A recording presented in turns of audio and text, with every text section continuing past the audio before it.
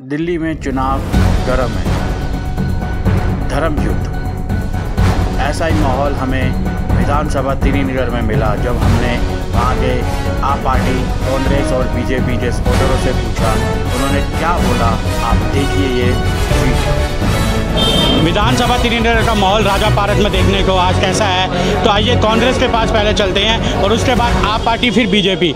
माहौल आपने सुबह से आप यहीं रहे हो, क्या लग रहा है आपको? लग रहा है कि व्यवस्था क्या इस बार आ सकते हैं या नहीं?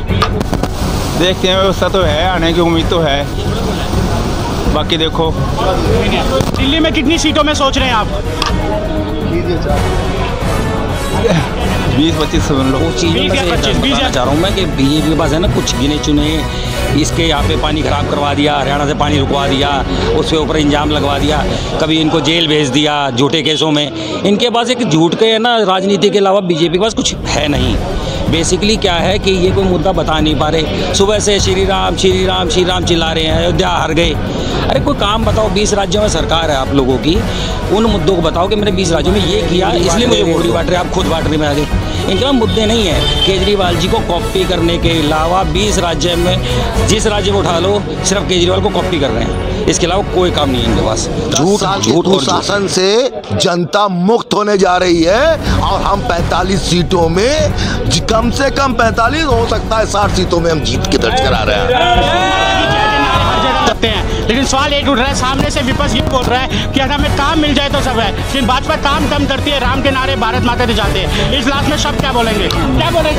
27 साल से दिल्ली में भाजपा की सरकार नहीं है। आपका प्रश्न गलत है, आप प्रश्न पूछिए आम आदमी पार्टी से। सर आम आदमी पार्टी से पूछा है, आम आदमी पार्टी के विपक्ष से नहीं। सर सामने सवाल यही उठाया जी, राम की बातें करते हैं, काम की बातें नहीं करते, भारत माता की जात बोलते हैं, काम की बातें नहीं। यही रोजगार नहीं मिला है। राम मंदिर से रिक्शे से लेके, होटल से लेके, खाने वालों से लेके, रेडी पटरी वालों से लेके, और जो धार्मिक पूजाएं पुस्तकें बेचते हैं उनको, और साथ में जो फूल मालाएं बेचते हैं उनको, सबको रोजगार मिला है। कितना रोजगार का सृजन हुआ है आप कंपेयर करके देखो।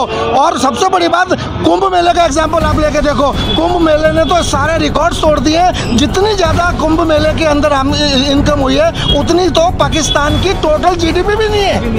इससे ज़्यादा और क्या रोजगार की उम्मीद होगी भारतीय जनता पार्टी से आप लोग? सुरेश कुमार शर्मा। सर कैसी कंडीशंस लग रही है सर अभी तक? अभी तक तो बढ़िया लग रही है, 55% वोटिंग हो गई है, बढ़िया हो गई है। पिछले साल से इस बार कैसा रहा है कांग्रेस का? बढ़िया रहा है कांग्रेस का, देखते हैं, बढ़िया तो है ही कांग्रेस का माहौल। आपने सुबह से आप यहीं रहे हो, क्या लग रहा है आपको? लग रहा है कि व्यवस्था क्या इस बार आ सकते हैं या नहीं? देखते हैं, व्यवस्था तो है, आने की उम्मीद तो है, बाकी देखो। दिल्ली में कितनी सीटों में सोच रहे हैं आप? 20-25 समझ लो। 20 या 25 है। चलिए फिर आगे भी बातचीत करते हैं आप पार्टी से।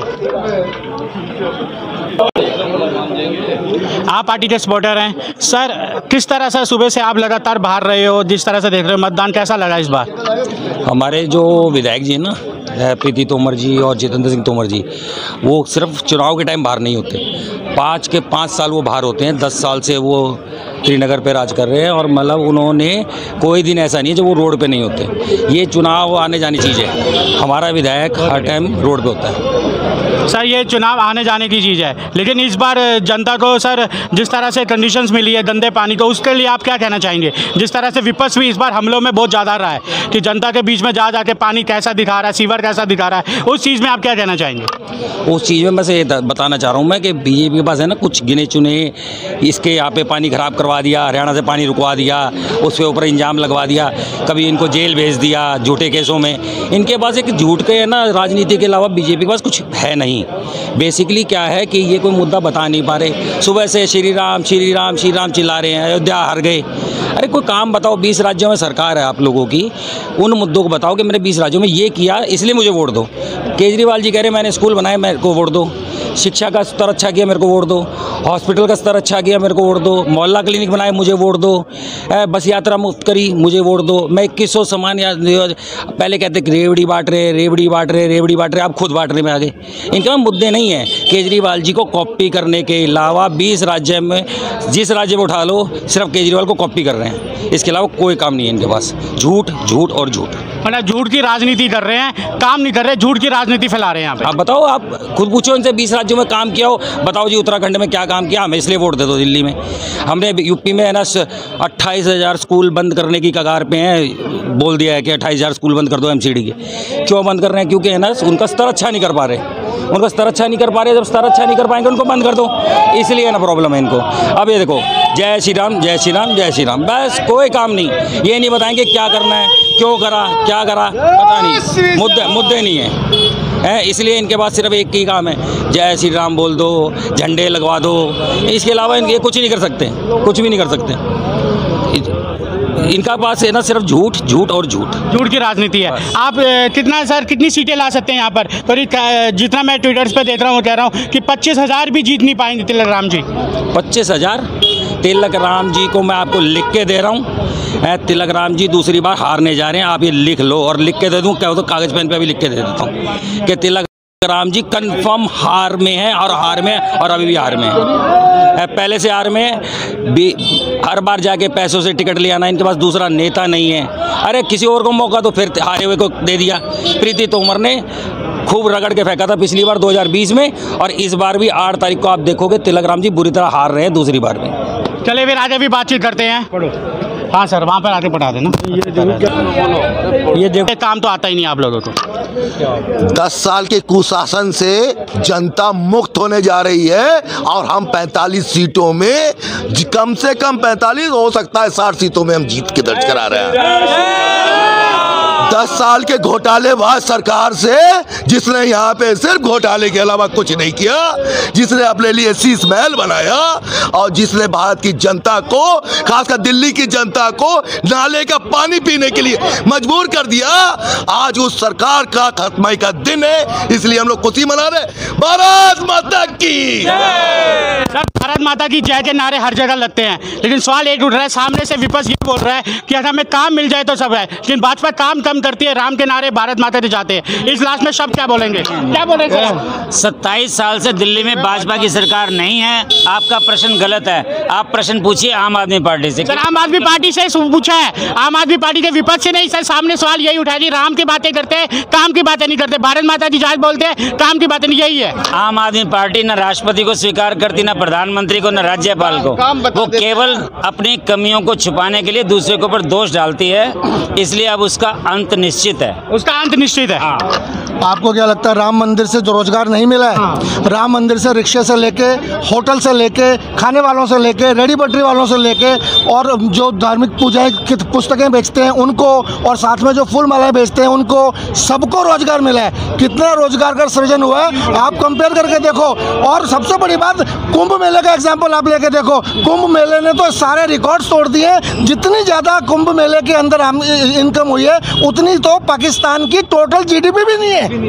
इससे ज्यादा और क्या रोजगार की उम्मीद लगाओगे भारतीय जनता पार्टी से आप लोग? बोलो जय श्री राम। क्या हम तो जय श्री राम बोलेंगे, हम भारत माता, हमें मत, हमसे क्वेश्चन मत बोलो, हमसे क्वेश्चन मत बोलो। जहाँ अगर विपक्ष बोलता है तो उनसे सवालों के जवाब लो, हमारे ऊपर में क्वेश्चन मत उठाओ। आपका फर्ज है बोलना, आपका क्वेश्चन पूछना आपका हक है। हाँ जी, ठीक है। अब मैं आपको एक चीज़ और बताता हूँ। आपको पता है, जो राम मंदिर से और काशी से इनकम आई है, उसका जीएसटी नोएडा और गाजियाबाद से ज़्यादा है पिछले लास्ट ईयर में। आपको पता है, पाकिस्तान से भी ज़्यादा 47,000 करोड़ रुपए का जीएसटी इकट्ठा हुआ है वहाँ से। इकोनॉमी कितनी चलती है आपको पता है, उससे कितना बिजनेस मिलता है वहाँ। आप जाके देखो, वहाँ पर पूरी यूपी की इकोनॉमी जो है घूम जाएगी इससे। और आज ये जय श्री राम का ये असर है, जो जय श्री राम का झंडे लगे हुए हैं, वो गोल टोपी जो पहनने वाले जालीदार टोपी पहन के जो 11 सालों में घूमे हैं, आज वो जय श्री राम के झंडे लगा रहे हैं। ये उसी का असर है। ये चुनावी हिंदू हैं, चुनावी हिंदू हैं जो इलेक्शन के दिनों में इनको राम और शाम याद आते हैं। हमारा 11 साल एजेंडा राम भी रहता और राम रहेगा और राम है। आज तो दिल्ली के पूर्व सीएम केजरीवाल हनुमान मंदिर भी गए थे, कनॉट प्लेस। हाँ, तो यही तो काम है उनका। अभी पिछले 11 सालों में कितनी बार मंदिर गए हैं वो? पिछले 11 सालों में कितनी बार मंदिर गए हैं वो? इलेक्शनों के दिनों में उन्हें हनुमान चालीसा याद आती है इलेक्शन। और वैसे जो उन्होंने पिछले 11 साल में किया क्या उन्होंने मंदिरों के लिए, क्या काम किया उन्होंने मंदिरों के लिए? गिनवाएंगे मेरे को? हिंदुओं के लिए क्या काम किया उन्होंने? जो मौलवियों को जो सैलरियाँ देते थे 44,000 रुपए, अब हिंदू इनको पंडित याद आए हैं उन्हें, अब ग्रंथी याद आए हैं उन्हें। कहाँ थे वो इतने साल? अब वो दिख रहा है उनका खिसक रहा मौलवी और ग्रंथी भी, तो अब उनको पंडित याद आ रहे हैं, उनको ग्रंथी याद आ रहे हैं। क्या कोई एक मंदिर बनवाया उन्होंने? मोदी जी ने दुनिया भर में मंदिरों का विस्तार किया है, दुनिया भर में मंदिरों का, दुबई तक मंदिर बने हैं।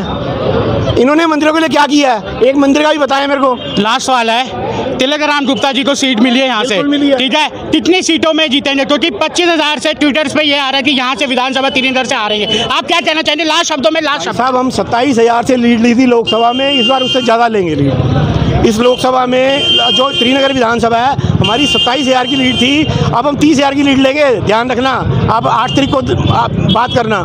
मिलेंगे सर, मिलेंगे 8 तारीख। हाँ, 30,000 की लीड लेंगे हम, 30,000 की लीड लेंगे। तो ये देख लीजिए, यही है, भले ही हो मिर्ची कहीं भी हो, लेकिन हमारी एकता एक है, एकता है तभी है। यहाँ पर भी ये बैठे हैं, आपके कांग्रेस भी बैठी है, बीजेपी भी बैठी है। बस अब ये देखना है, जो जीता वो तो सिकंदर होएगा, लेकिन जो हारा वो ईवीएम में भी तो रोना पड़ेगा। ईवीएम का कितना सवाल है, ये जरूर होएगा। जब 67 सीट आती हैं तो ईवीएम ठीक है, और अब 1 हफ्ते पहले से ईवीएम का रोना शुरू हो गया है, क्योंकि उनको हार नज़र आ रही है। अब ईवीएम का रोना शुरू हो गया है, वो किस वजह से?